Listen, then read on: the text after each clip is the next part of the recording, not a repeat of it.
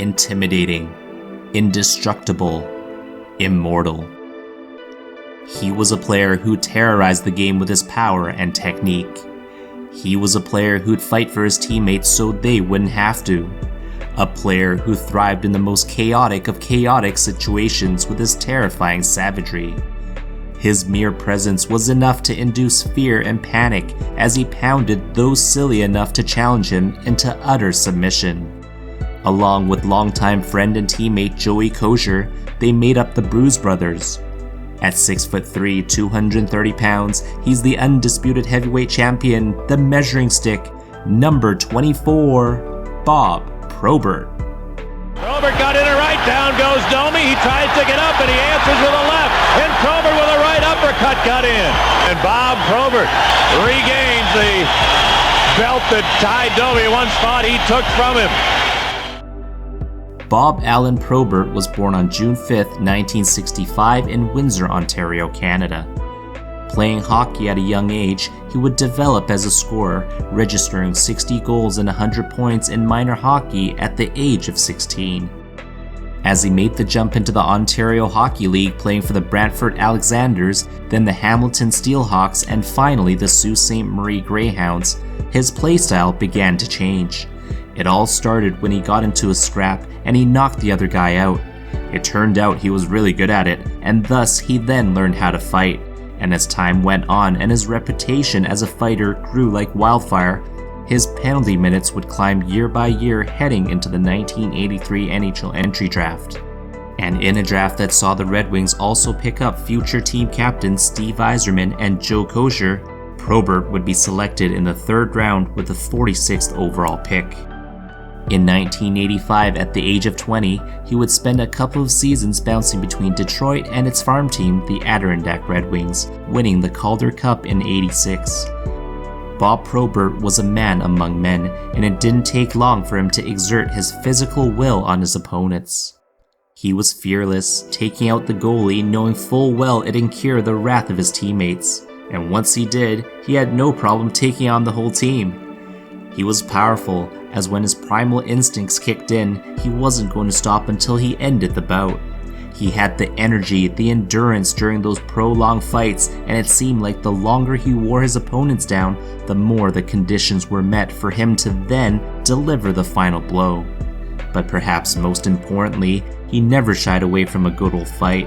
He had to defend it game after game as what seemed like an endless stream of fighters would seek to challenge him. Bob Probert had become the measuring stick, a rite of passage, if you will, for opponent fighters to make a name for themselves. If they could just hold on and not get knocked into oblivion, they'd consider that a win. Some tried to stay out of his tremendous reach, but he'd do that pull and pop, and it was game over. Some tried to just hug it out, but it was only a matter of time until he'd shake him loose with his massive strength, delivering that dreaded haymaker. Some tried to stay low, but that would only set him up for that devastating uppercut. Some even tried to go guns blazing, but once they ran out of juice, it spelled impending doom for them. But the type of fight that perhaps got the most cheers from the crowd was probably the one where both combatants would go at it, taking shot for shot, seeing who'd last the longest. But heartbreakingly, it wasn't long until he began to suffer the effects of it. Bob Probert fought during a time when there was no concussion protocol. When he received a punch in the face, he would just shake it off, and for him, that would even wake him up, giving him a second wind, energizing him for the remainder of the fight. But game after game, fight after fight, the heavy impact added up, and he would later be diagnosed with CTE, a degenerative brain disease that comes as a result of persistent concussions and repeated blows to the head. Probert had to deal with symptoms such as memory loss, mood swings, depression, and confusion in his day-to-day life. In his documentary, Tough Guide, The Bob Probert Story, it covers the problems and demons he's had to face throughout his life, and one of the stories that stuck out to me most was when his daughter recalled a time when they were playing hide-and-seek. Probert would stare into empty space, totally blanked out, as if his daughter wasn't right there in front of him. Yikes.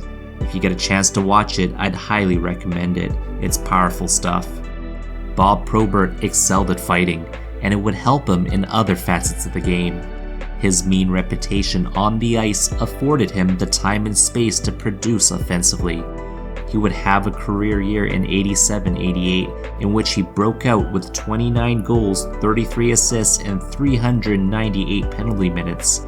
More importantly, with captain Steve Yzerman sidelined for the playoffs that year, Probert would lead the team with 21 points in 16 games.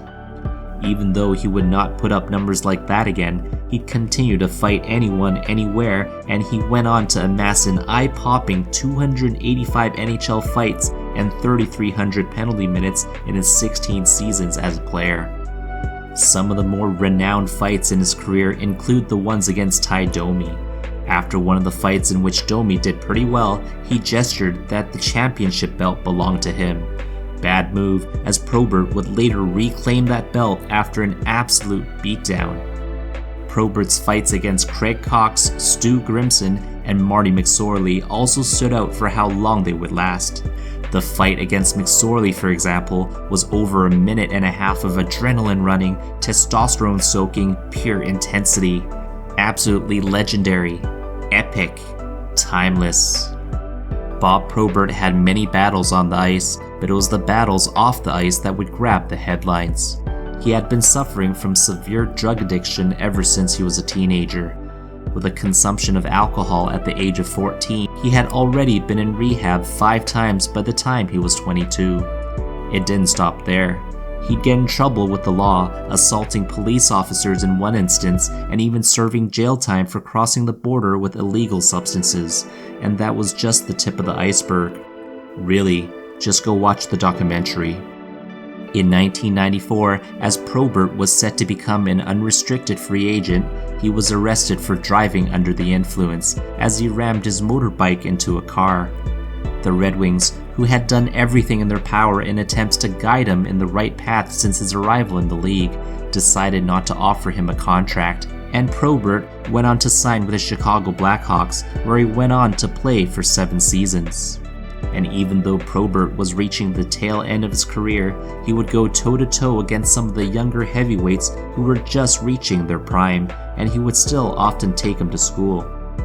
In 2002, Probert would announce his retirement, stepping into radio broadcasting for the Chicago Blackhawks. But after going through another relapse later that year, it took him a few years to find his way back, but this time was different. This time, he vowed to be a family man, putting his wife and 4 kids first and foremost, and he largely succeeded. But the effects of his previous lifestyle had finally caught up to him, and on that dark day on July 5th, 2010, Probert would suffer a fatal heart attack while boating with his family. And even though we've seen him battle his way back time and time again, this time he wasn't able to. To his wife Dani, she had lost a loving husband. To their kids, a caring father.